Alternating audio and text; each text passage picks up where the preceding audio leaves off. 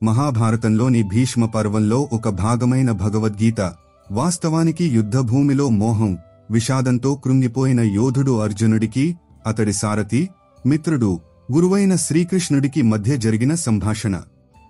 కాని ఈ సంభాషణ కేవలం ఒక చారిత్రక సంఘటనకో లేదా ఇద్దరు వ్యక్తుల మధ్య జరిగిన మాటలకో పరిమితం కాదు. ఇది అన్ని కాలాల్లో ప్రతి మనిషికి సంబంధించింది. ఎందుకంటే మనమందరం మన జీవితంలో ఎప్పుడో ఒకప్పుడు అర్జునుడిలాంటి పరిస్థితిని ఎదుర్కొంటాం. మన మనసు కూడా ఒక కురుక్షేత్రంలా మారుతుంది. అక్కడ మన ఆలోచనలు, మన భావనలు, మన కోరికలు, మన విధులు, మన సంబంధాలు ఒకదానితో ఒకటి సంఘర్షిస్తాయి. మనం తికమకపడతాం, నిరాశ చెందుతాం. ఏది సరైనదో, ఏది తప్పో, ఏది చేయాలో, ఏది వదిలేయాలో అర్థం చేసుకోలేం. అలాంటి సమయంలో గీత మనకు వెలుగు చూపుతుంది. మన నిజ స్వరూపాన్ని, మన నిజమైన ధర్మాన్ని, జీవిత పరమార్థాన్ని తెలియజేస్తుంది. ఇది కేవలం పూజలు, పారాయణాల గ్రంథం మాత్రమే కాదు. ఇది జీవితాన్ని సంపూర్ణంగా జీవించే కళ. ప్రతి పరిస్థితిలోనూ సమత, ధైర్యం, వివేకంతో పనిచేయడానికి మనకు స్ఫూర్తినిచ్చే ఒక తత్వం. గీత మొదటి అధ్యాయానికి ముఖ్య విషయమైన అర్జునుడి విషాదం తన స్వయంగా సృష్టించుకున్న మోహబంధాలలో చిక్కుకుపోయిన మానవ మనస్థితికి ప్రతీక. కురుక్షేత్ర యుద్ధభూమిలో అర్జునుడు తన ఎదురుగా పూజ్యులైన పితామహుడు భీష్ముడు, ఆదరణీయ గురువు ద్రోణాచార్యుడు, తన సోదరులు, బంధువులు, ప్రియజనులు యుద్ధానికి సిద్ధంగా ఉండటం చూసి అతడి క్షత్రియ ధర్మం, యుద్ధం చేయాలన్న సంకల్పం, అన్నీ కుటుంబ ప్రేమ, మోహం ముందు చిన్నవైపోతాయి. అతడి చేతులు వణుకుతాయి, నోరు ఎండిపోతుంది, శరీరంలో కంపనం మొదలవుతుంది, మనసు తీవ్రమైన దుఃఖంలో మునిగిపోతుంది. తన సొంత కులాన్ని నాశనం చేసి తన గురువులను చంపి లభించే రాజ్యం, సుఖం తనకు వద్దని శ్రీకృష్ణుడితో అంటాడు. యుద్ధం వల్ల కలిగే భయంకరమైన పరిణామాలను ఊహిస్తాడు. కుల నాశనం, స్త్రీలు చెడిపోవడం, వర్ణసంకర సంతానం కలగడం, శ్రాద్ధ తర్పణ క్రియలు లోపించడం, చివరకు నరక ప్రాప్తి. ఈ వాదనలన్నీ అతడి మనసులోని తీవ్రమైన అలజడిని, అతడి మోహాన్ని, అజ్ఞానాన్ని తెలియజేస్తాయి. తక్షణ భావోద్వేగంలో తన నిజమైన కర్తవ్యాన్ని మరచిపోతాడు. మన జీవితంలో కూడా ఇలాంటి క్షణాలు రావా? తీవ్రమైన నేరంలో చిక్కుకున్న కుమారుడి తండ్రిని ఊహించుకోండి. చట్టం అతడిని శిక్షించాలని చూస్తుంది. తండ్రి హృదయం పుత్ర ప్రేమతో వ్యాకులపడుతుంది. ఇతడు నా కుమారుడు, ఇతడిని నేను ఎలా కష్టంలో చూడగలను అని ఆలోచిస్తాడు. మరోవైపు ఒక పౌరుడిగా, ఒక ధర్మపరుడిగా సత్యానికి, న్యాయానికి మద్దతు ఇవ్వడం అతడి కర్తవ్యం. అతడి మనసు కూడా అర్జునుడిలాగే ద్వంద్వంలో చిక్కుకుంటుంది. లేదా తన వ్యాపారాన్ని కాపాడుకోవడానికి ఏదైనా అనైతికమైన పని చేయమని ప్రలోభపెట్టబడిన వ్యాపారి గురించి ఆలోచించండి. అతడు అనైతిక మార్గాన్ని అనుసరిస్తే అతడి వ్యాపారం నిలబడుతుంది, ధన సంపదలు లభిస్తాయి. కానీ అతడి ఆత్మ అతడిని గట్టిగా నిలదీస్తుంది. ఒకవేళ అతడు సత్యం, నిజాయితీ మార్గాన్ని వదలకపోతే అతడు భారీ ఆర్థిక నష్టాన్ని ఎదుర్కోవలసి రావచ్చు. అతడి మనసు కూడా అర్జునుడిలాగే కర్తవ్యం, పరిణామాల చింతతో వ్యాకులపడుతుంది. ఈ అన్ని పరిస్థితులలోనూ వ్యక్తి తక్షణ లాభ నష్టాలు, సుఖదుఃఖాలు, తన పరులనే మోహంలో చిక్కుకుని తన విస్తృతమైన కర్తవ్యాన్ని, ధర్మాన్ని మరచిపోతాడు. గీత ఉపదేశం ఇలాంటి భ్రమపడిన, విషాదగ్రస్తమైన మనసుకు సరైన దిశను చూపడానికే. అర్జునుడు ఈ విధంగా శోకం, మోహంతో నిండిపోయి ఆయుధాలు వదిలేసి రథంలో కూర్చున్నప్పుడు శ్రీకృష్ణుడు అతడిని మందలిస్తూ, ఈ నపుంసకత్వం, ఈ హృదయపు నీచమైన బలహీనత ఈ క్లిష్ట సమయంలో నీకెక్కడి నుండి వచ్చింది? ఇది శ్రేష్ఠులైన వారు ఆచరించింది కాదు, స్వర్గాన్నిచ్చేది కాదు, కీర్తిని కూడా కలిగించదు అని అంటాడు. ఈ విధంగా శ్రీకృష్ణుడు అర్జునుడికి అతడి క్షత్రియ ధర్మాన్ని గుర్తుచేసి పిరికితనం వదిలి యుద్ధానికి నిలబడమని పిలుపునిస్తాడు. కాని అర్జునుడి భ్రమ అంత సులభంగా తొలగిపోదు. అతడు తన వాదనలను పునరావృతం చేస్తూ శ్రీకృష్ణుడి నుండి మార్గదర్శనం కోరతాడు. ఇక్కడి నుండే గీతలోని లోతైన తాత్విక ఉపదేశాలు ప్రారంభమవుతాయి. శ్రీకృష్ణుడు మొదట అర్జునుడికి ఆత్మ, శరీరాల మధ్య భేదాన్ని వివరిస్తాడు. ఇది సాంఖ్య యోగానికి సంబంధించిన విషయం. గీత 2వ అధ్యాయంలో ప్రధానంగా వర్ణించబడింది. ఓ అర్జునా, నువ్వు ఎవరికోసం శోకిస్తున్నావో వారు నిజానికి శోకించదగినవారు కారని అంటాడు. ఈ ఆత్మ ఎప్పుడూ పుట్టదు, ఎప్పుడూ చనిపోదు. ఇది అజన్మం, నిత్యం, శాశ్వతం, సనాతనం. శరీరం చంపబడినప్పటికీ ఇది చంపబడదు. మనిషి పాత వస్త్రాలను వదిలి కొత్త వస్త్రాలను ధరించినట్లే ఈ జీవాత్మ పాత శరీరాలను వదిలి కొత్త శరీరాలను పొందుతుంది. దీనిని ఆయుధాలు ఛేదించలేవు, అగ్ని కాల్చలేదు, నీరు తడపలేదు, గాలి ఆర్పలేదు. ఈ ఆత్మ అవినాశి, సర్వవ్యాపి, స్థిరం, అచలం, సనాతనం.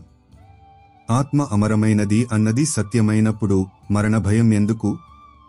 ఎవరికోసం శోకించాలి? పుట్టినవాడికి మరణం నిశ్చితం, చనిపోయిన వాడికి జన్మ నిశ్చితం. ఇది సృష్టిలోని అనివార్యమైన నియమం. కాబట్టి అనివార్యమైన దానికోసం శోకించడం తెలివైన పని కాదు. ఈ ఆత్మజ్ఞానాన్ని అర్థం చేసుకోవడానికి ఒక చిన్న కథ విందాం. ఒకప్పుడు ఒక రాజు ఉండేవాడు. అతడి ఏకైక కుమారుడు ఒక ప్రమాదంలో మరణించాడు. రాజు పుత్రశోకంలో ఎంతగా మునిగిపోయాడంటే ఆహారం, నీరు, రాజ్యకార్యాలు అన్నీ వదిలేసి పిచ్చివాడిలా విలపించసాగాడు. అతడి మంత్రులు, శ్రేయోభిలాషులు అతడిని ఎంతో ఓదార్చారు, కాని అతడిపై ఎలాంటి ప్రభావం చూపలేదు. అప్పుడు ఒక సిద్ధపురుషుడు ఆ రాజ్యానికి వచ్చాడు. రాజుకు ఆయన గురించి తెలియగానే ఆయన వద్దకు వెళ్లి తన కుమారుడి మరణవార్తను చెప్పి భోరున విలపించాడు. సాధువు ఓపికగా అతడి మాటలన్నీ విని, రాజా, నీ రాజభవనంలోని ఉద్యానవనంలో ఒక చాలా పాత పెద్ద వృక్షం ఉంది కదా అని అడిగాడు. రాజు ఆశ్చర్యంగా, అవును మహారాజా, అది మా ముత్తాతల కాలం నాటిది అన్నాడు. సాధువు, ఆ వృక్షం నుండి ప్రతిరోజూ ఎన్నో ఆకులు రాలిపోతాయి, కొత్త ఆకులు వస్తాయి. నువ్వు రాలిపోయే ప్రతి ఆకు కోసం శోకిస్తావా అని అడిగాడు. రాజు, లేదు మహారాజా, ఇది ప్రకృతి నియమం అన్నాడు. సాధువు నవ్వి, రాజా, వృక్షానికి ఆకులు ఎలాగో ఈ ఆత్మకు ఈ శరీరం కూడా అలాంటిదే. ఈ శరీరం కూడా ఒక వస్త్రం లాంటిది, అది జీర్ణమైపోయినప్పుడు ఆత్మ దానిని త్యజిస్తుంది. నీ కుమారుడు చనిపోలేదు, అతడు కేవలం తన పాత వస్త్రాన్ని మార్చుకున్నాడు. అతడి ఆత్మ అమరమైనది. ఎప్పుడూ పుట్టని, ఎప్పుడూ మరణించని ఆత్మ కోసం నువ్వు శోకిస్తున్నావు అన్నాడు. సాధువు మాటలతో రాజు కళ్ళు తెరుచుకున్నాయి. అతడికి ఆత్మ యొక్క అమరత్వం బోధపడింది. అతడి శోకం దూరమైంది. తాను ఎవరిని తన కుమారుడని భావిస్తున్నాడో అతడు వాస్తవానికి కొంతకాలం తన కుమారుడి శరీరంలో నివసించిన ఒక అవినాశీ ఆత్మ అని అతడు అర్థం చేసుకున్నాడు. శ్రీకృష్ణుడు అర్జునుడికి ఇంకా వివరిస్తాడు. సుఖదుఃఖాలు, లాభనష్టాలు, జయాపజయాలు, మానావమానాలు, శీతోష్ణాలు ఇవన్నీ ఇంద్రియాలు, వాటి విషయాలతో సంపర్కం వల్ల కలుగుతాయి. ఇవి అనిత్యాలు, అంటే శాశ్వతమైనవి కావు. ఇవి వస్తూపోతూ ఉంటాయి. ఓ అర్జునా, ఏ ధీరుడైతే వీటిని సహిస్తాడో, వీటి వల్ల చలించడో, అతడే మోక్షానికి అర్హుడు. అలాంటి పురుషుడినే స్థితప్రజ్ఞుడు, అంటే స్థిరమైన బుద్ధి కలవాడు అంటారు. గీత 2వ అధ్యాయంలో అర్జునుడు శ్రీకృష్ణుడిని స్థితప్రజ్ఞుడి లక్షణాల గురించి అడుగుతాడు. అప్పుడు శ్రీకృష్ణుడు వివరిస్తాడు. మనిషి మనసులో ఉన్న సంపూర్ణ కోరికలను పూర్తిగా త్యజించి ఆత్మతోనే ఆత్మలో సంతృప్తి చెందినప్పుడు అతడు స్థితప్రజ్ఞుడు అనబడతాడు. దుఃఖాలు కలిగినప్పుడు మనసులో ఉద్వేగం చెందనివాడు, సుఖాలు కలిగినప్పుడు పూర్తిగా నిస్పృహుడు, రాగం, భయం, క్రోధం నశించినవాడు అయిన ముని స్థిరబుద్ధి కలవాడు అనబడతాడు. ఏ పురుషుడైతే అన్నింటిలోనూ స్నేహరహితుడై ఆయా శుభాశుభ వస్తువులను పొంది సంతోషించడో, ద్వేషించడో, అతడి బుద్ధి స్థిరమైనది. తాబేలు అన్ని వైపుల నుండి తన అవయవాలను ముడుచుకున్నట్లే ఈ పురుషుడు ఇంద్రియ విషయాల నుండి ఇంద్రియాలను అన్ని విధాలా ఉపసంహరించుకున్నప్పుడు అతడి బుద్ధి స్థిరమైనదని అర్థం చేసుకోవాలి. మీరు ఒక చాలా ముఖ్యమైన పరీక్షకు సిద్ధమవుతున్నారని ఊహించుకోండి. మీరు రాత్రింబవళ్లు కష్టపడి చదివారు. పరీక్ష రోజున మీ శక్తి మేర రాశారు. కొన్ని రోజుల తర్వాత ఫలితం వస్తుంది. మీరు విజయం సాధిస్తే సహజంగానే సంతోషం కలుగుతుంది. విఫలమైతే దుఃఖం కలుగుతుంది. ఇది సాధారణ మానవ స్పందన. కాని ఒక స్థితప్రజ్ఞుడు ఈ విజయానికి అహంకారంతో పొంగిపోడు, అపజయంతో నిరాశలో మునిగిపోడు. తాను తన కర్తవ్యాన్ని పూర్తి నిష్ఠతో చేశానని, ఫలితం ఏదైనా అనేక కారణాల ప్రతిఫలమని, వాటిలో కొన్ని తన నియంత్రణలో ఉన్నాయని, కొన్ని లేవని అతడికి తెలుసు. అతడు రెండు పరిస్థితులలోనూ తన మానసిక శాంతిని, సమతుల్యతను కాపాడుకుంటాడు. ఈ సమత్వ భావమే గీతలోని ఆచరణాత్మక యోగం. ఆత్మ యొక్క ఈ జ్ఞానం, స్థితప్రజ్ఞత ఆదర్శాన్ని సమర్పించిన తరువాత శ్రీకృష్ణుడు కర్మయోగపు లోతైన రహస్యాన్ని విప్పుతాడు. ఓ అర్జున, కర్మ చేయడం అనివార్యం. ఏ మనిషి కూడా క్షణకాలం కూడా కర్మ చేయకుండా ఉండలేడు. ప్రకృతి గుణాలు అతడిని బలవంతంగా కర్మలు చేయడంలో ప్రవర్తింపజేస్తాయి. కాబట్టి కర్మలను పూర్తిగా త్యజించడం సాధ్యం కాదు.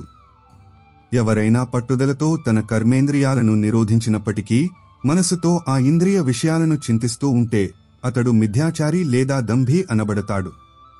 దీనికి విరుద్ధంగా ఏ పురుషుడైతే మనసుతో ఇంద్రియాలను అదుపులో ఉంచుకుని అనాసక్తుడై సమస్త ఇంద్రియాల ద్వారా కర్మయోగాన్ని ఆచరిస్తాడో అతడే శ్రేష్ఠుడు. కాబట్టి నువ్వు కూడా నీ నేత కర్మను చేయాలి. ఎందుకంటే కర్మ చేయకపోవడం కంటే కర్మ చేయడం శ్రేష్టం. కర్మ చేయకపోతే నీ శరీర నిర్వహణ కూడా సాధ్యం కాదు. ఇక్కడ గీత ప్రతిపాదించే అతి ముఖ్యమైన సిద్ధాంతం నిష్కామ కర్మయోగం. అంటే ఫలాపేక్షను త్యజించి కర్మ చేయడం. గీత 2వ అధ్యాయంలో శ్రీకృష్ణుడు స్పష్టంగా చెప్తాడు, కర్మణ్యేవాధికారస్తే మా ఫలేషు కదాచన మా కర్మఫలహేతుర్భూర్మాతే సంగోస్త్వకర్మణి. అంటే నీకు కర్మ చేయడంలోనే అధికారం ఉంది, దాని ఫలాలలో ఎప్పుడూ లేదు. కాబట్టి నువ్వు కర్మల ఫలానికి కారణం కావద్దు. కర్మ చేయకపోవడంలో కూడా నీకు ఆసక్తి ఉండకూడదు. ఇది గీతకు పునాదిరాయి. మనం ఏ పని చేసినా దాని వెనుక ఏదో ఒక ఫలాకాంక్ష దాగి ఉంటుంది. మనం ప్రశంసలు కోరుకుంటాం, ధనం కోరుకుంటాం, విజయం కోరుకుంటాం, సుఖం కోరుకుంటాం. ఈ ఫలాసక్తియే మన అన్ని దుఃఖాలకు, చింతలకు, బంధనాలకు మూల కారణం. ఫలం మన అంచనాలకు అనుగుణంగా లభించినప్పుడు మనం నిరాశ చెందుతాం, కోపగిస్తాం, ఈర్ష్యపడతాం. ఒకవేళ ఫలం లభించినా దానివల్ల అహంకారం కలుగుతుంది, లేదా దాన్ని కోల్పోతామనే భయం పీడిస్తుంది, లేదా ఇంకా ఎక్కువ పొందాలనే తృష్ణ మేల్కొంటుంది. ఈ విధంగా మనం నిరంతరం ఒక మానసిక ద్వంద్వంలో, అశాంతిలో జీవిస్తూ ఉంటాం. నిష్కామ కర్మ మనల్ని ఈ చక్రం నుండి విముక్తం చేస్తుంది. దీని అర్థం మనం కర్మ పట్ల సోమరులుగా లేదా ఉదాసీనంగా ఉండాలని కాదు, లేదా ఉద్దేశపూర్వకంగా చెడు ఫలితాన్ని ఆశించాలని కాదు. దీని అర్థం మనం మన కర్తవ్యాన్ని, మన ధర్మాన్ని పూర్తి యోగ్యతతో, పూర్తి నిష్ఠతో, పూర్తి ఉత్సాహంతో, పూర్తి ఏకాగ్రతతో చేయాలి. కానీ దాని ఫలితం పట్ల ఆసక్తి చూపకూడదు. ఫలితం మంచిదైనా, చెడ్డదైనా, అనుకూలమైనా, ప్రతికూలమైనా దాని చింతను దేవుడిపై లేదా కర్మ నియమంపై వదిలేయాలి. మన దృష్టి కేవలం కర్మ యొక్క శుద్ధత, నైపుణ్యంపై ఉండాలి. గీతలో చెప్పినట్లుగా యోగః కర్మసు కౌశలం, కర్మలలో నైపుణ్యమే యోగం. మనం ఫలచింత నుండి విముక్తులై కర్మ చేసినప్పుడు మన మనసు శాంతంగా, స్థిరంగా ఉంటుంది. మనం మన పనిని మరింత సమర్థవంతంగా చేయగలుగుతాం. ఒక రైతు కథ ఉంది. అతడు ప్రతిరోజూ తన పొలానికి వెళ్లి విత్తనాలు నాటేవాడు, నీరు పెట్టేవాడు, కలుపు తీసేవాడు, పంటను జాగ్రత్తగా చూసుకునేవాడు. అతడు తన పనిని పూర్తి శ్రద్ధతో, కష్టపడి చేసేవాడు. ఈసారి పంట ఎంత వస్తుంది, ఎంత లాభం వస్తుంది, లేదా వాతావరణం ఎలా ఉంటుందని అతడు ఎప్పుడూ ఆలోచించలేదు. అతడు కేవలం తన కర్మపై దృష్టి కేంద్రీకరించేవాడు. విత్తనాలు నాటడం, పంటను చూసుకోవడం తన ధర్మం, తన కర్తవ్యం అని అతడు నమ్మేవాడు. ఫలం ఇవ్వడం ప్రకృతి లేదా దేవుడి పని. ఎప్పుడైనా వడగళ్లు పడినా, కరువు వచ్చినా, పంట నాశనమైనా అతడు దుఃఖపడేవాడు, కాని నిరాశ చెంది కూర్చోలేదు. మరుసటి సంవత్సరం మళ్లీ అదే ఉత్సాహంతో, శ్రద్ధతో తన పనిలో నిమగ్నమయ్యేవాడు. ఒకవేళ ఎప్పుడైనా భారీ పంట వస్తే అతడు అమితంగా అహంకరించేవాడు కాదు, దేవుడికి కృతజ్ఞతలు తెలిపేవాడు. ఆ రైతు నిష్కామ కర్మ సిద్ధాంతాన్ని తన జీవితంలో ఆచరించాడు. అతడి సుఖం అతడి కర్మలో ఉండేది, కేవలం ఫలంలో కాదు. శ్రీకృష్ణుడు అర్జునుడికి ఇంకా వివరిస్తాడు, యజ్ఞం నిమిత్తం చేసే కర్మలు తప్ప ఇతర కర్మలలో నిమగ్నమైన ఈ మానవ సముదాయం కర్మలతో బంధించబడుతుంది. కాబట్టి ఓ అర్జునా, నువ్వు ఆసక్తి లేకుండా ఆ యజ్ఞం నిమిత్తమే చక్కగా కర్మ చేయి. ఇక్కడ యజ్ఞం అంటే కేవలం అగ్నిలో ఆహుతి ఇవ్వడం మాత్రమే కాదు. యజ్ఞానికి విస్తృతమైన అర్థం ఉంది. నిస్వార్థ భావంతో లోక కళ్యాణం కోసం లేదా దేవుడికి సమర్పించి చేసే ఏ శ్రేష్టమైన కర్మ అయినా యజ్ఞమే. మనం మన కర్మలను వ్యక్తిగత లాభనష్టాలకు అతీతంగా ఒక ఉన్నతమైన ఉద్దేశంతో జోడించినప్పుడు ఆ కర్మలు మన బంధానికి కారణం కాకుండా మన ఆధ్యాత్మిక ఉన్నతికి సహాయపడతాయి. మన నియత కర్మను, మన స్వధర్మాన్ని ఇదే యజ్ఞ భావనతో చేయాలి. ఒకరి స్వధర్మం విద్య బోధించడం కావచ్చు, మరొకరిది దేశాన్ని రక్షించడం, ఇంకొకరిది రోగులకు సేవ చేయడం, వేరొకరిది అన్నం పండించడం. ప్రతి వ్యక్తి తన స్థానంలో తన స్వధర్మాన్ని నిష్కామ భావంతో, యజ్ఞబుద్ధితో ఆచరించినప్పుడు సమాజంలో కూడా సుఖం, శాంతి, సమృద్ధి నెలకొంటాయి. గీత కర్మసన్యాసం అంటే కర్మల త్యాగం కంటే కర్మయోగాన్ని అంటే నిష్కామ భావంతో కర్మ చేయడాన్ని మరింత శ్రేష్టమైనదిగా పరిగణిస్తుంది. ఎందుకంటే శరీరం ఉన్నంతవరకు కర్మలను పూర్తిగా త్యజించడం సాధ్యం కాదు. ముఖ్యమైనది కర్మ చేసే దృక్పథం. మనం కర్తృత్వ అహంకారం నుండి విముక్తులై ఫలాసక్తిని త్యజించి సమత్వబుద్ధితో మన కర్తవ్యాన్ని నిర్వర్తిస్తే మనం కర్మలు చేస్తూ కూడా కర్మబంధాల నుండి విముక్తులై ఉంటాం. తామరాకు నీటిలో ఉండి కూడా నీటికి అంటనట్లే. జ్ఞానయోగం అంటే వివేకం, ఆత్మజ్ఞానం మార్గం కూడా గీతలో వివరంగా వివరించబడింది. ఈ ప్రపంచంలో జ్ఞానంలా పవిత్రం చేసేది మరొకటి లేదని భగవంతుడు అంటాడు. ఎవరి యోగం చక్కగా సిద్ధిస్తుందో వారు ఆ జ్ఞానాన్ని కాలక్రమేణా తమ ఆత్మలోనే పొందుతారు. శ్రద్ధావంతుడు, తత్పరుడు, ఇంద్రియాలను అదుపులో ఉంచుకున్నవాడే ఈ జ్ఞానాన్ని పొందుతాడు. జ్ఞానాన్ని పొంది తక్షణమే పరమశాంతిని అంటే మోక్షాన్ని పొందుతాడు. మండుతున్న అగ్ని కట్టెల కుప్పను భస్మం చేసినట్లే జ్ఞానరూపమైన అగ్ని అన్ని కర్మబంధాలను భస్మం చేస్తుంది.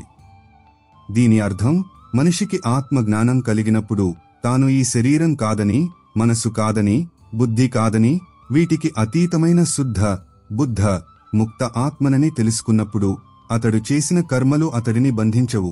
ఎందుకంటే వాటిలో కర్తృత్వ అహంకారం, ఫలాసక్తి ఉండవు. ఈ జ్ఞానం ఎలా లభిస్తుంది? గీత 4వ అధ్యాయంలో దీనికి ఉపాయం చెప్తూ శ్రీకృష్ణుడు అంటాడు, ఆ జ్ఞానాన్ని నువ్వు తత్వదర్శులైన జ్ఞానుల వద్దకు వెళ్లి అర్థం చేసుకో. వారికి చక్కగా దండవత్ ప్రణామం చేయడం ద్వారా, వారి సేవ చేయడం ద్వారా, కపటం వదిలి సరళంగా ప్రశ్నలు అడగడం ద్వారా ఆ పరమాత్మ తత్వాన్ని చక్కగా తెలిసిన జ్ఞానులైన మహాత్ములు నీకు ఆ తత్వజ్ఞానాన్ని ఉపదేశిస్తారు. దానిని తెలుసుకున్న తర్వాత నువ్వు మళ్లీ ఈ విధంగా మోహానికి గురికావు. ఓ అర్జునా, ఏ జ్ఞానం ద్వారా నువ్వు సమస్త ప్రాణులను నిశ్శేషంగా మొదట నీలో, తరువాత సచ్చిదానందఘన పరమాత్మ అయిన నాలో చూస్తావో, అంటే అన్ని ప్రాణులలో ఒకే ఆత్మతత్వం వ్యాపించి ఉందని, ఆ ఆత్మతత్వం పరమాత్మతో అభిన్నమని జ్ఞానం కలిగినప్పుడు అన్ని భేదభావాలు, అన్ని మోహాలు, అన్ని ద్వేషాలు తొలగిపోతాయి. ఒక యువరాజు కథ ఉంది. అతడు తన ఐశ్వర్యం, యవ్వన గర్వంతో నిండి ఉండేవాడు. ప్రజలపై అత్యాచారాలు చేసేవాడు, ఎవరినీ గౌరవించేవాడు కాదు. అతడి గురువు అతడిని సంస్కరించడానికి ఎంతో ప్రయత్నించాడు, కాని అతడిపై ఎలాంటి ప్రభావం చూపలేదు. ఒకరోజు గురువు అతడిని ఒక దట్టమైన అడవికి తీసుకెళ్లాడు. అడవిలో ఒకచోట వేల కొద్దీ ఎండిన ఆకులు పడి ఉన్నాయి. గురువు యువరాజుతో, ఈ ఆకులను చూడు. కొంతకాలం క్రితం ఇవి కూడా పచ్చగా, తాజాగా ఉండి, వృక్షానికి అందాన్నిస్తూ, గాలికి ఊగుతూ ఉండేవి. కాని ఈరోజు ఇవి ఎండిపోయి, నిర్జీవంగా పడి ఉన్నాయి. మనం దేనిపై గర్వపడతామో ఆ ప్రతి వస్తువు గతి ఇదే. ఈ శరీరం, ఈ యవ్వనం, ఈ ధనం, ఈ పదవి అన్నీ నశించిపోయేవే అన్నాడు. తర్వాత గురువు అతడిని ప్రవహిస్తున్న నది ఒడ్డుకు తీసుకెళ్లి, ఈ నదిని చూడు. ఇది నిరంతరం ప్రవహిస్తోంది. దీని నీరు మారుతోంది, కాని నది అదే. అదేవిధంగా ఈ ఆత్మ కూడా ఈ శరీరమనే పాత్రలో ప్రవహిస్తున్నట్లు కనిపిస్తుంది, కాని ఆత్మస్వరూపం ఎప్పుడూ మారదు. అది నిత్యం, శుద్ధం, అపరివర్తనీయం అన్నాడు. యువరాజు మళ్లీ అడిగాడు, కాని గురుదేవా, ఈ ఆత్మను నేనెలా తెలుసుకోవాలి? గురువు, నువ్వు ఈ నది నీటిలో నీ ప్రతిబింబాన్ని చూస్తున్నట్లే నీ మనసును శాంతంగా, నిర్మలంగా చేసుకుని నీ ఆత్మనే నువ్వు సాక్షాత్కరించుకోగలవు. నువ్వు ఈ నశ్వరమైన శరీరం కాదని, అవినాశి ఆత్మవని తెలుసుకున్నప్పుడు నీ గర్వం, భయం, దుఃఖం అన్నీ తొలగిపోతాయి అన్నాడు. యువరాజు గురువు ఉపదేశాలపై చింతన చేశాడు, ధ్యానం అభ్యసించాడు. నెమ్మదిగా అతడికి ఆత్మజ్ఞానం కలిగింది. అతడి జీవితం మారిపోయింది. అతడు ఒక అహంకారి యువరాజు నుండి ఒక వినయశీలుడైన, జ్ఞాని అయిన పాలకుడిగా మారాడు. ఈ కథ మనకు జ్ఞానం యొక్క పరివర్తనాత్మక శక్తిని తెలియజేస్తుంది. గీతలో భక్తియోగాన్ని కూడా ఈశ్వర ప్రాప్తికి ఒక అత్యంత సరళమైన, ప్రభావవంతమైన మార్గంగా చెప్పబడింది. భక్తి అంటే భగవంతుడి పట్ల అనన్యమైన, నిష్కల్మషమైన ప్రేమ, పూర్తి సమర్పణ. ఈ మార్గం హృదయ భావనలకు ప్రాముఖ్యతనిస్తుంది. ఇందులో ఏ విశేష జ్ఞానం లేదా కర్మకాండల సంక్లిష్టత ఉండదు. శ్రీకృష్ణుడు గీత 9వ, 12వ అధ్యాయాలలో భక్తి మహిమను విశేషంగా వర్ణిస్తాడు. ఎవరైనా భక్తుడు నా కోసం ప్రేమతో పత్రం, పుష్పం, ఫలం, జలం మొదలైనవి అర్పిస్తే, ఆ శుద్ధ బుద్ధి, నిష్కామ ప్రేమికుడైన భక్తుడు ప్రేమపూర్వకంగా అర్పించిన దానిని నేను సగుణ రూపంలో ప్రత్యక్షమై ప్రీతితో స్వీకరిస్తానని అంటాడు. ఓ అర్జున, నువ్వు ఏ కర్మ చేస్తావో, ఏది తింటావో, ఏ హోమం చేస్తావో, ఏ దానం చేస్తావో, ఏ తపస్సు చేస్తావో అదంతా నాకు అర్పించు. ఈ విధంగా నాకు అర్పించడం వల్ల నువ్వు కర్మల శుభాశుభ ఫలాల నుండి అంటే కర్మబంధనం నుండి విముక్తుడవుతావు, నన్నే వచ్చి కలుస్తావు. శ్రీకృష్ణుడు తన భక్తుల వివిధ రకాలను కూడా చెప్తాడు. ఆర్తుడు, సంకటంలో ఉన్నవాడు, జిజ్ఞాసువు, తెలుసుకోవాలనే కోరిక కలవాడు, అర్ధార్థి, సాంసారిక పదార్థాలను కోరేవాడు, జ్ఞాని. వీరిలో జ్ఞాని భక్తుడిని ఆయన శ్రేష్ఠుడిగా చెప్తాడు. ఎందుకంటే అతడు నిష్కామ భావంతో కేవలం ప్రేమ కోసమే ఆయనను భజిస్తాడు. కాని అన్ని రకాల భక్తులు తనకు ప్రియమైన వారేనని కూడా అంటాడు. నిజమైన భక్తుడు ఎవరంటే ఏ ప్రాణితోనూ ద్వేషం చేయనివాడు, అందరికీ మిత్రుడు, కరుణావంతుడు, మమత, అహంకారం లేనివాడు, సుఖదుఃఖాలలో సమంగా ఉండేవాడు, క్షమశీలుడు, ఎప్పుడూ సంతృప్తుడు, మనసు, ఇంద్రియాలను అదుపులో ఉంచుకున్నవాడు, నాపై దృఢ నిశ్చయం కలవాడు. అలాంటి భక్తుడు నాకు అత్యంత ప్రియుడు. భక్తి శక్తిని తెలియజేసే ఒక ప్రసిద్ధ కథ భక్త ప్రహ్లాదుడిది.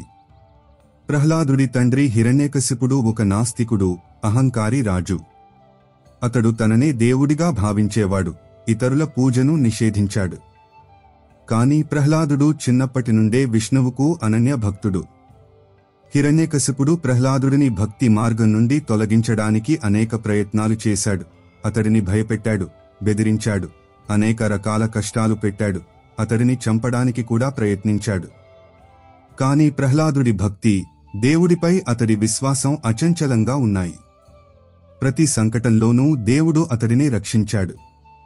చివరకు దేవుడు నృసింహావతారం దాల్చి హిరణ్యకశిపుడిని వధించి ప్రహ్లాదుడి భక్తిని సార్థకం చేశాడు. ఈ కథ నిజమైన భక్తిలో ఎంత శక్తి ఉంటుందో, దేవుడు తన భక్తులను ఎల్లప్పుడూ రక్షిస్తాడని తెలియజేస్తుంది. స్త్రీ అయినా, పురుషుడైనా, ఏ జాతి లేదా వర్ణానికి చెందినవారైనా భక్తి మార్గం అందరికీ తెరిచి ఉందని గీత స్పష్టం చేస్తుంది. ఎవరైనా నిజమైన హృదయంతో దేవుడి శరణు కోరితే వారు ఆయనను పొందుతారు. భక్తి సారం ఈశ్వరుడిని తమ సర్వస్వంగా భావించడం, నిరంతరం ఆయనను స్మరించడం, ఆయన గుణాలను కీర్తించడం, ఆయన లీలలను వినడం, ఆయన సేవలో తమను తాము సమర్పించుకోవడం. ఇది ప్రేమ మార్గం. ఇది జ్ఞానాన్ని, కర్మను కూడా తనలో ఇముడ్చుకుంటుంది. గీతలో ప్రకృతి 3 గుణాలైన సత్వం, రజస్సు, తమస్సు గురించి కూడా విస్తృతమైన విశ్లేషణ ఉంది. ఈ సంపూర్ణ సృష్టి, మన మనసు, శరీరం ఈ 3 గుణాల ఆటలే. సత్వగుణం జ్ఞానం, సుఖం, ప్రకాశానికి కారణం. ఇది మనల్ని శాంతి, పవిత్రత, మంచితనం వైపు నడిపిస్తుంది. రజోగుణం క్రియాశీలత, కామన, ఆసక్తిని కలిగిస్తుంది. ఇది మనల్ని నిరంతరం కర్మలు చేయడానికి, భోగాలు అనుభవించడానికి, మహత్వాకాంక్షలు పెంచుకోవడానికి ప్రేరేపిస్తుంది. దీనివల్ల అశాంతి, దుఃఖం కలుగుతాయి. తమోగుణం అజ్ఞానం, సోమరితనం, మోహానికి కారణం.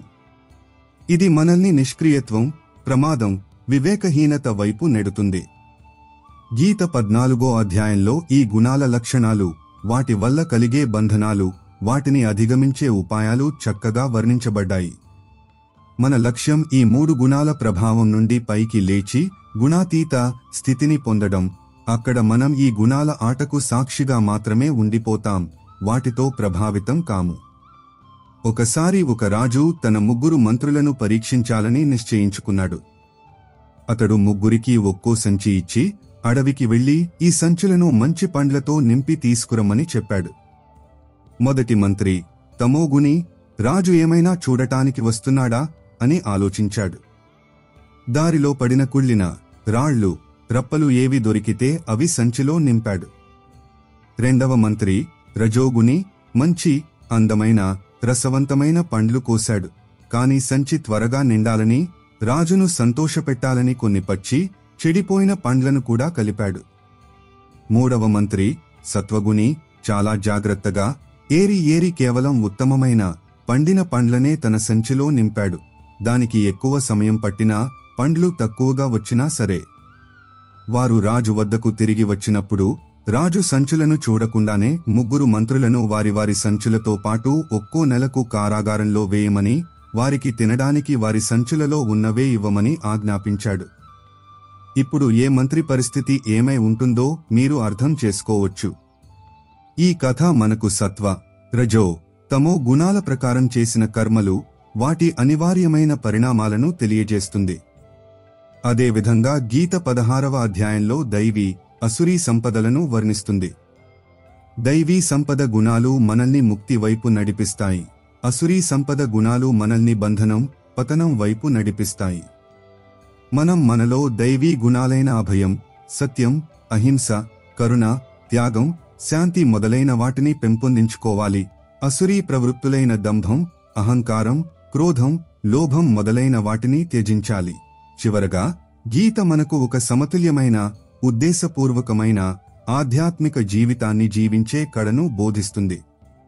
మన మనసును ఎలా నియంత్రించుకోవాలో, మన ఆహార విహారాలను ఎలా సంయమనం చేసుకోవాలో, క్రోధం, కామం, లోభం వంటి శత్రువులపై ఎలా విజయం సాధించాలో, జీవితంలోని ప్రతిలో సమత్వ భావాన్ని ఎలా కలిగి ఉండాలో ఇది మనకు తెలియజేస్తుంది.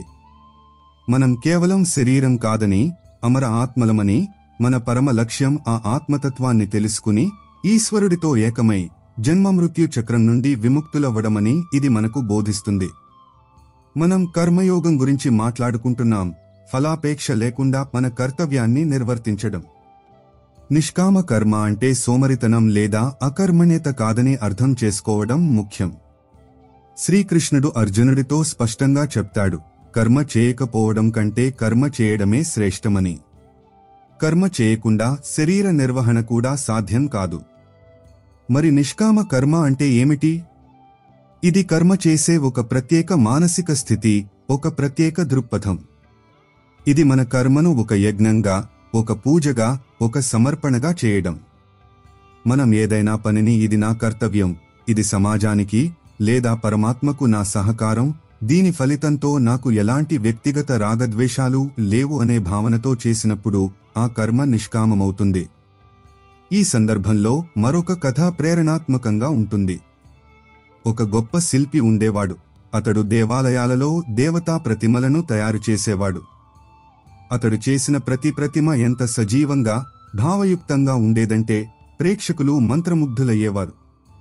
ఒకసారి అతడి శిష్యుడొకడు అడిగాడు, గురుదేవా, మీ కళలో అలాంటి రహస్యం ఏముంది? మీ ప్రతి సృష్టి అద్వితీయంగా ఉంటుంది. మీరు ఇన్ని సంవత్సరాలుగా ఈ పని చేస్తున్నారు. మీకు ఎప్పుడైనా దీనివల్ల విసుగు లేదా అలసట అనిపించలేదా? గురుదేవుడు నవ్వి, వత్సా, నేను రాయిని ఉలి, సుత్తితో చెక్కేటప్పుడు నేను ఒక రాయిని కొడుతున్నానని అనుకోను. ఆ రాయిలో అప్పటికే ఉన్న దైవత్వాన్ని నేను ప్రకటిస్తున్నానని అనుభవిస్తాను. నా ప్రతి దెబ్బ ఒక ప్రార్థన, నా ప్రతి జాగ్రత్త ఒక సాధన. ఈ విగ్రహానికి బదులుగా నాకు ఎంత ధనం వస్తుందో లేదా ఎంత ప్రశంస లభిస్తుందో నేను ఆలోచించను. నా పూర్తి ధ్యాస, నా పూర్తి శక్తి ఆ క్షణంలో ఆ కర్మలోనే కేంద్రీకృతమై ఉంటుంది. కర్మ చేసేటప్పుడు నన్ను నేను మరచిపోతాను. కేవలం కర్మ, దాని ఉద్దేశం మాత్రమే మిగిలి ఉంటాయి. అందుకే నాకు ఎప్పుడూ అలసట లేదా విసుగు అనిపించదు. ప్రతిసారి ఒక కొత్త ఉత్సాహం, ఒక కొత్త శాంతి అనుభూతి చెందుతాను. ఇదే నిష్కామ కర్మ యొక్క నిజమైన స్వరూపం. కర్మలోనే ఆనందం, కర్మలోనే పరిపూర్ణత. గీతలో యజ్ఞం అనే పదం చాలా విస్తృతమైన అర్థాలలో ఉపయోగించబడింది. కేవలం అగ్నిలో ఆహుతి ఇవ్వడమే యజ్ఞం కాదు. మన స్వార్థాన్ని త్యజించి లోక కళ్యాణ భావనతో చేసిన ఏ శ్రేష్టమైన కర్మ అయినా యజ్ఞమే. జ్ఞానాన్ని ప్రచారం చేయడం జ్ఞాన యజ్ఞం, మన ఇంద్రియాలను సంయమనం చేసుకోవడం తప యజ్ఞం, అవసరమైన వారికి సేవ చేయడం దాన యజ్ఞం, పరమాత్మను ధ్యానించడం ధ్యాన యజ్ఞం. మనం మన దైనందిన జీవితంలోని అన్ని కర్మలను ఇదే యజ్ఞ భావనతో చేసినప్పుడు మన జీవితమే ఒక యజ్ఞంగా మారుతుంది. మనం కర్మలు చేస్తూ కూడా వాటి బంధనాల నుండి విముక్తులై ఉంటాం. గీత మనకు కర్మ యొక్క వివిధ పార్శ్వాలను కూడా వివరిస్తుంది. కర్మ, అకర్మ, వికర్మ. కర్మ అంటే శాస్త్రవిహితంగా లేదా కర్తవ్య రూపంలో చేసే పనులు. వికర్మ అంటే నిషిద్ధమైన లేదా పాప కర్మలు, మనం చేయకూడనివి. అకర్మ అంటే కర్మ చేస్తూ కూడా అందులో కర్తృత్వ అభిమానం ఉంచుకోకపోవడం, ఫలాపేక్ష లేకపోవడం, అంటే కర్మ బంధనం నుండి విముక్తులై ఉండటం. కర్మలో అకర్మను, అకర్మలో కర్మను ఎవరు చూస్తారో అతడే మనుషులలో బుద్ధిమంతుడు, అతడే యోగి, సంపూర్ణ కర్మలను చేసేవాడని గీత చెప్తుంది. ఇది ఒక లోతైన స్థితి. ఇక్కడ వ్యక్తి ప్రపంచంలోని అన్ని పనులు చేస్తూ కూడా తన ఆత్మస్వరూపంలో, తన అంతర్గత శాంతిలో స్థిరంగా ఉంటాడు. ఒక నైపుణ్యం కలిగిన శస్త్రచికిత్సకుడిని ఊహించుకోండి. అతడు చాలా సంక్లిష్టమైన ఆపరేషన్ చేస్తున్నాడు. అతడి పూర్తి ధ్యాస తన పనిపై కేంద్రీకృతమై ఉంది. అతడి ప్రతి కదలిక అత్యంత నియంత్రితంగా, ఖచ్చితంగా ఉంది. ఆ సమయంలో ఆపరేషన్ విజయవంతమైతే తనకు ఎంత కీర్తి వస్తుందో, లేదా విఫలమైతే ఏమవుతుందో అతడు ఆలోచించడం లేదు. ఆ క్షణంలో అతడు కేవలం తన నైపుణ్యం, తన జ్ఞానం, తన కర్తవ్యాన్ని నిర్వర్తిస్తున్నాడు. అతడు కర్మ అయితే చేస్తున్నాడు, కాని ఆ కర్మ ఫలం నుండి, దాని కర్తృత్వ అహంకారం నుండి అలిప్తుడై ఉన్నాడు. ఇది కర్మలో అకర్మకు ఒక ఉదాహరణ. అదేవిధంగా బయటకు చూడటానికి ఏ కర్మ చేయనట్లుగా శాంతంగా కూర్చున్న వ్యక్తి మనసుతో నిరంతరం శుభ చింతన చేస్తూ లోక కళ్యాణాన్ని కోరుకుంటూ ఉంటే అతడు కూడా ఒక రకమైన కర్మనే చేస్తున్నాడు. ఇది అకర్మలో కర్మ యొక్క ఒక పార్శ్వం. జ్ఞానయోగం చర్చను మరింత ముందుకు తీసుకెళ్దాం. ఆత్మజ్ఞానం అన్ని సాధనలలో శ్రేష్టమైనదిగా పరిగణించబడుతుంది, ఎందుకంటే ఇదే మన నిజ స్వరూపాన్ని మనకు తెలియజేస్తుంది. మనం మనల్ని ఈ శరీరం, ఈ మనసు, ఈ బుద్ధి లేదా ఈ ఉపాధులతో ముడిపడిన గుర్తింపు, నేను డాక్టర్ని, నేను భారతీయుడిని, నేను పురుషుడిని మొదలైనవి గా భావిస్తున్నంత కాలం మనం అజ్ఞానంలోనే జీవిస్తాం, దుఃఖాలతో చుట్టుముట్టబడి ఉంటాం. ఈ గుర్తింపులన్నీ తాత్కాలికమైనవి, పరివర్తనశీలమైనవి, పరిమితమైనవి. ఆత్మజ్ఞానం మనకు తెలియజేస్తుంది, మనం వీటికి అతీతమైన, ఒక శాశ్వతమైన, అపరివర్తనశీలమైన, అసీమమైన చైతన్యమని, దానిని ఆత్మ లేదా బ్రహ్మ అంటారు. ఈ సత్యాన్ని అనుభవించడానికి కేవలం బౌద్ధిక అవగాహన సరిపోదు. దీనికి లోతైన చింతన, మననం, నిధిధ్యాసనం, ప్రత్యక్ష అనుభూతి అవసరం. ఉపనిషత్తులలో ఈ ప్రక్రియను శ్రవణం, మననం, నిధిధ్యాసనం అంటారు. మొదట గురువు లేదా శాస్త్రాల నుండి సత్యాన్ని వినడం, తర్వాత దానిపై తర్కం, వివేకంతో మననం చేయడం, చివరకు ఆ సత్యాన్ని నిరంతరం ధ్యానించి దాన్ని మన అనుభవంలో భాగంగా చేసుకోవడం. ఒకసారి ఒక శిష్యుడు తన గురువు వద్దకు వెళ్లి, గురుదేవా, అహం బ్రహ్మాస్మి అంటే నేను బ్రహ్మమని శాస్త్రాలలో చదివాను, కాని నాకు దీని అనుభూతి ఎందుకు కలగడం లేదు అని అడిగాడు. గురువు నవ్వి అతడికి ఒక పని అప్పగించాడు. ఆశ్రమంలో ఒక అనారోగ్యంతో ఉన్న ఆవు ఉంది. నువ్వు దానికి సేవ చేయి. దానికి గడ్డి పెట్టు, నీళ్లు తాపించు, దాన్ని శుభ్రం చేయి. అది ఆరోగ్యంగా మారేంతవరకు పూర్తి నిష్ఠతో ఈ పనిలోనే నిమగ్నమై ఉండు అన్నాడు. శిష్యుడు ఆజ్ఞను పాటించాడు. అతడు రాత్రింబవళ్లు ఆవు సేవలో నిమగ్నమయ్యాడు. చాలా వారాలు గడిచాయి. నెమ్మదిగా ఆవు ఆరోగ్యంగా మారడం మొదలైంది. ఒకరోజు శిష్యుడు ఆవును నిమురుతుండగా అతడి మనసులో అకస్మాత్తుగా ఒక ఆలోచన మెరిసింది. నేను ఈ ఆవు బాధను ఎలా అనుభవిస్తున్నానో, దీని సుఖదుఃఖాలలో ఎలా పాలు పంచుకుంటున్నానో, అలాగే ఈ సంపూర్ణ సృష్టి, ఈ చరాచర జగత్తు అదే ఒక పరమ చైతన్యంతో నిండి లేదా? నేను కూడా అదే చైతన్యంలో భాగం కాదా? ఆ క్షణంలో అతడికి అహం బ్రహ్మాస్మి యొక్క కేవలం శాబ్దిక అర్థం మాత్రమే కాకుండా దాని అనుభవజన్యమైన బోధ కలిగింది. అతడి సేవ, అతడి నిష్ఠ, అతడి మనసులోని నిర్మలత్వం అతడిని ఈ లోతైన సత్యం పట్ల సున్నితంగా మార్చాయి. ఈ కథ మనకు తెలియజేస్తుంది, జ్ఞానం కేవలం శుష్క తర్క వితర్కాలతో కాకుండా నిర్మల హృదయం, సేవాభావం, లోతైన ఆత్మచింతనతో కూడా వ్యక్తమవుతుందని. జ్ఞాని అయిన పురుషుడు అన్ని ప్రాణులలో ఒకే ఆత్మతత్వాన్ని చూస్తాడని గీత చెప్తుంది. అతడు ఒక బ్రాహ్మణుడిలో, ఒక ఆవులో, ఒక ఏనుగులో, ఒక కుక్కలో, ఒక చండాలుడిలో కూడా సమదృష్టిని కలిగి ఉంటాడు. ఎందుకంటే బాహ్య రూపం, గుణాలు భిన్నంగా ఉన్నప్పటికీ అందరిలోనూ అదే ఒక పరమాత్మ నివసిస్తోందని అతడికి తెలుసు. ఈ సమదృష్టియే నిజమైన జ్ఞానానికి గుర్తు. మనం ఈ ఏకత్వాన్ని అనుభవించడం మొదలుపెట్టినప్పుడు మన మనసు నుండి ద్వేషం, ఈర్ష్య, భేదభావం వంటి ప్రతికూల భావాలు వాటంతటవే తొలగిపోతాయి. ప్రేమ, కరుణ, మైత్రి ఉదయిస్తాయి. భక్తియోగ మార్గంపై మరింత లోతుగా ఆలోచిద్దాం. శ్రీకృష్ణుడు భక్తిని అత్యంత సరళమైన, సుగమమైన మార్గంగా చెప్పాడు. ముఖ్యంగా ఈ కలియుగంలో సంక్లిష్టమైన సాధనలు చేయడం కష్టం కాబట్టి. భక్తి అంటే కేవలం విగ్రహారాధన లేదా కర్మకాండ కాదు. ఇది ఒక అంతర్గత భావన, ఈశ్వరుడి పట్ల ఏకనిష్ట ప్రేమ, అచంచలమైన విశ్వాసం. భక్తుడు తన మనసు, బుద్ధి, అహంకారాన్ని ఈశ్వరుడి చరణాలకు సమర్పించినప్పుడు ఈశ్వరుడే స్వయంగా అతడి యోగక్షేమాలను వహిస్తాడు. అంటే అతడి అవసరాలను తీరుస్తాడు, అతడి వద్ద ఉన్నదాన్ని రక్షిస్తాడు.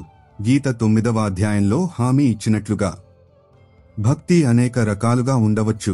శ్రవణం, ఈశ్వరుడి లీలలు, గుణాలను వినడం; కీర్తనం, ఆయన గుణగానం చేయడం; స్మరణం, నిరంతరం ఆయనను ధ్యానించడం; పాదసేవనం, ఆయన చరణాలకు సేవ చేయడం; అర్చనం, ఆయనను పూజించడం; వందనం, ఆయనకు ప్రణామం చేయడం; దాస్యం, తనను తాను ఆయన దాసుడిగా భావించడం; సఖ్యం, ఆయనను తన మిత్రుడిగా భావించడం; ఆత్మనివేదనం, తన సర్వస్వాన్ని ఆయనకు సమర్పించడం. భక్తుడు తన ఆసక్తి, ప్రకృతికి అనుగుణంగా వీటిలో ఏదైనా ఒకదాన్ని లేదా అనేక మార్గాలను అనుసరించవచ్చు. భక్త హనుమంతుడి కథ ఉంది. ఆయన శ్రీరాముడికి అనన్య దాసుడు. ఆయన జీవితం రాముడి సేవ, రామనామ స్మరణలోనే అంకితమైంది. ఆయనలో పాండిత్య గర్వం లేదు, తన శక్తిపై అభిమానం లేదు. ఆయన కేవలం తన స్వామి ప్రసన్నతను కోరేవాడు. సముద్రం దాటే ప్రస్తావన వచ్చినప్పుడు జాంబవంతుడు ఆయనకు ఆయన నిద్రించిన శక్తులను గుర్తుచేశాడు. ఆయన రాముడి నామాన్ని స్మరించి ఆ విశాలమైన సముద్రాన్ని దాటాడు. సంజీవని మూలికను తీసుకురావాల్సిన అవసరం వచ్చినప్పుడు ఆయన మొత్తం పర్వతాన్నే ఎత్తుకొచ్చాడు. ఆయన ప్రతి శ్వాసలో రాముడు నివసించేవాడు. ఇది దాస్య భక్తికి ఒక ఉత్కృష్ట ఉదాహరణ.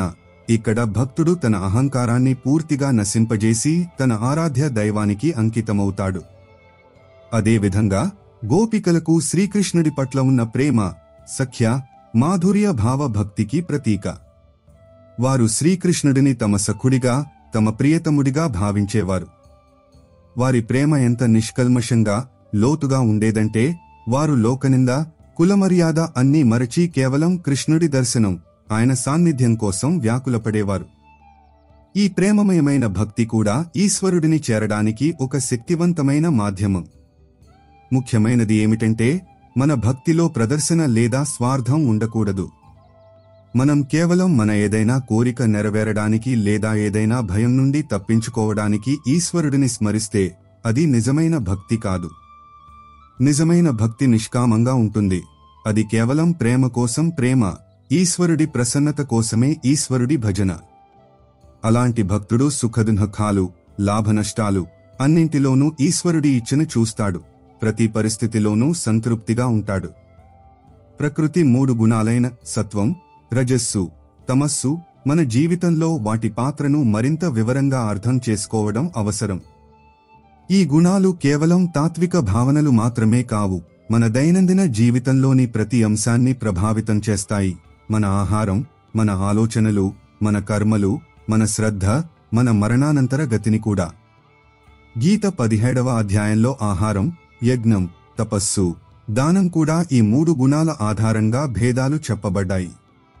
సాత్విక ఆహారం ఆయుష్షు, బుద్ధి, బలం, ఆరోగ్యం, సుఖం, ప్రీతిని పెంచేది, రసయుక్తం, స్నిగ్ధం, స్థిరంగా ఉండేది, మనసుకు ప్రియమైనది. రాజసిక ఆహారం అత్యంత చేదుగా, పుల్లగా, ఉప్పగా, చాలా వేడిగా, కారంగా, పొడిగా, దాహాన్ని కలిగించేదిగా ఉంటుంది. ఇవి దుఃఖం, చింత, రోగాలను కలిగిస్తాయి. తామసిక ఆహారం సగం ఉడికినది, రసహీనమైనది, దుర్గంధంతో కూడినది, పాతది, అపవిత్రమైనది. ఇది అజ్ఞానం, సోమరితనాన్ని పెంచుతుంది. మనం మన ఆహారం పట్ల జాగ్రత్తగా ఉండాలి.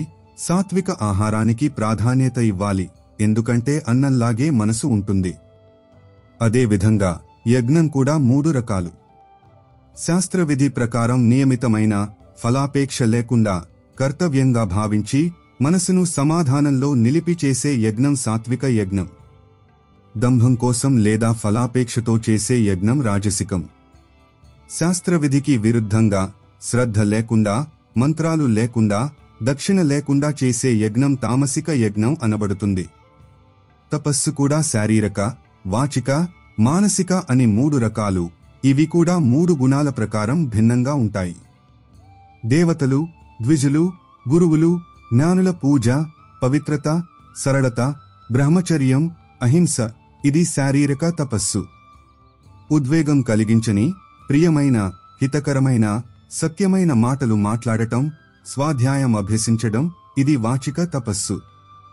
మనసు ప్రసన్నత, శాంతభావం, భగవత్ చింతన చేసే స్వభావం, మనసు నిగ్రహం, అంతఃకరణ శుద్ధి, ఇది మానసిక తపస్సు. ఈ 3 రకాల తపస్సు పరమ శ్రద్ధతో, ఫలాపేక్ష లేకుండా చేసినప్పుడు అది సాత్విక తపస్సు అనబడుతుంది. సత్కారం, గౌరవం, పూజ కోసం, దంభంతో చేసే తపస్సు అస్థిరమైన, క్షణిక ఫలాన్నిచ్చే రాజసిక తపస్సు.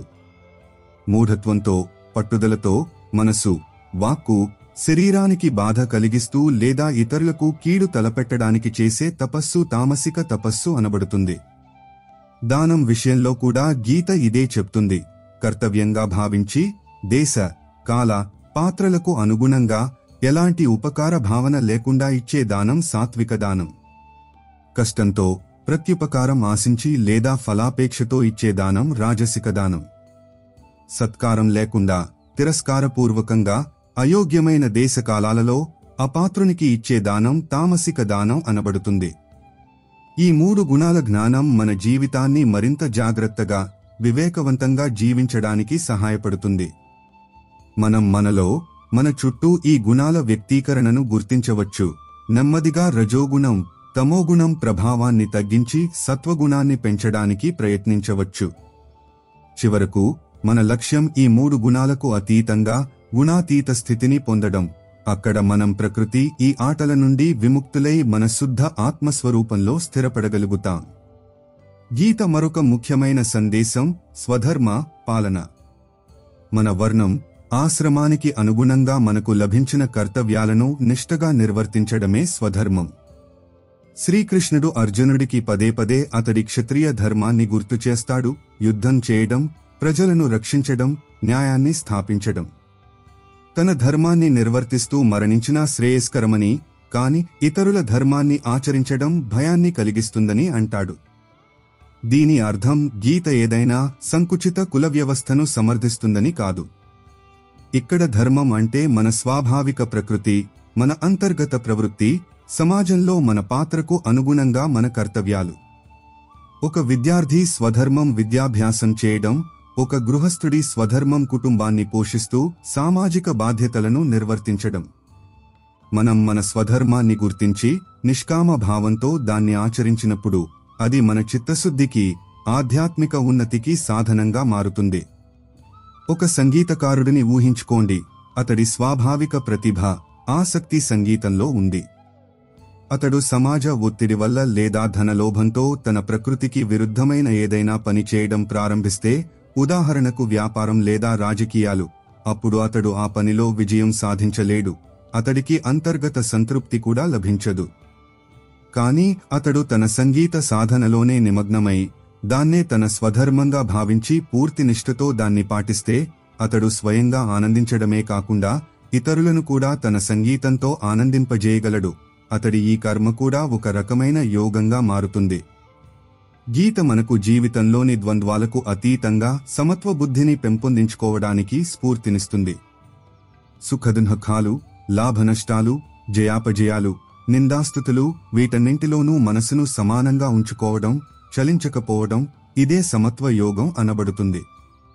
ఈ స్థితి మనం ఆత్మ అమరత్వం, శరీర నశ్వరతను అర్థం చేసుకున్నప్పుడు, కర్మఫలాసక్తిని త్యజించినప్పుడు, అన్ని ప్రాణులలో ఒకే పరమాత్మను చూడటం మొదలుపెట్టినప్పుడు మాత్రమే లభిస్తుంది.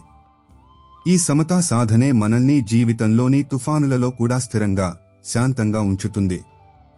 గీత జ్ఞానం మనల్ని భయరహితులుగా కూడా చేస్తుంది. మనం అమర ఆత్మలమని, మనల్ని ఎల్లప్పుడూ రక్షించే ఈశ్వరుడిపై మనకు అచంచలమైన విశ్వాసం ఉన్నప్పుడు మనకు మరణ భయం, నష్టభయం లేదా ఏ సాంసారిక సంకట భయం ఉండదు. మనం నిర్భయంగా మన కర్తవ్యాలను నిర్వర్తిస్తాం, జీవితంలోని సవాళ్లను ఎదుర్కొంటాం. అంతిమంగా గీత మనకు ఒక సమగ్ర జీవిత దృక్పథాన్ని అందిస్తుంది. ఇందులో జ్ఞానం, కర్మ, భక్తిల అందమైన సమన్వయం ఉంది. ఆధ్యాత్మికత, దైనందిన జీవితం రెండు వేర్వేరు విషయాలు కావని, మనం మన దైనందిన జీవితంలోని కర్మలనే ఆధ్యాత్మిక సాధన రూపంలోకి మార్చుకోవచ్చని ఇది మనకు బోధిస్తుంది.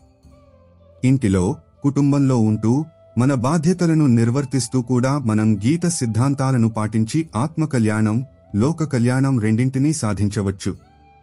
ఇది మనల్ని ప్రపంచం నుండి పారిపోమని చెప్పదు, ప్రపంచంలో పూర్తిగా లీనమవమని కూడా చెప్పదు. ఇది మనల్ని ప్రపంచంలో ఉంటూ కూడా ప్రపంచానికి అతీతంగా ఎదగడానికి నేర్పుతుంది. తామరాకు నీటిలో ఉండి కూడా నీటికి అంటనట్లే. ఈ జ్ఞానాన్ని మన జీవితంలోకి తీసుకురావడానికి నిరంతర స్వాధ్యాయం, సత్సంగం, సాధన అవసరం. కేవలం ఒకసారి చదవడం లేదా వినడం వల్ల ఇది మన అనుభవంలో భాగంగా మారదు. మనం పదే పదే దీని శ్లోకాలపై, దీని ఉపదేశాలపై చింతన చేయాలి, వాటిని మన ఆచరణలోకి తీసుకురావడానికి ప్రయత్నించాలి. మనం ఈ మార్గంలో ముందుకు సాగుతున్న కొద్దీ మనలో ఒక అద్భుతమైన శాంతిని, ఒక అసీమమైన ఆనందాన్ని, ఒక అచంచలమైన ధైర్యాన్ని అనుభవిస్తాం. గీత ఈ దివ్యగీతం మన జీవితాన్ని స్వరాలతో నింపాలని ఆకాంక్షిస్తున్నాను. జై శ్రీకృష్ణ.